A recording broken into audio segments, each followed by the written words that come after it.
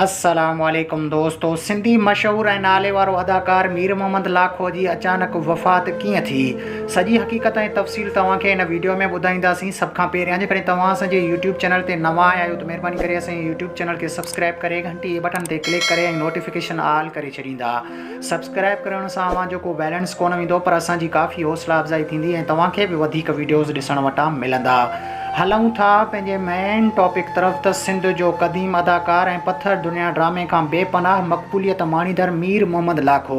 खुदा जो कसम आहे, कुझु बि खाइण लाइ न बचियो आहे, न ॾियण लाइ बचियो आहे, न रहण लाइ बचियो आहे। सॼी सिंध जे माण्हुनि जे मुंहंनि ते मुर्कूं विखेरींदड़ सिंध जो भलोड़ आर्टिस्ट ऐं बहितरीन शख़्सियत जो मालिक सकरंड शहर वासी अदाकार मीर मोहम्मद लाखो अॼु हिन फ़ानी जहान मां लाॾाणो करे वियो आहे।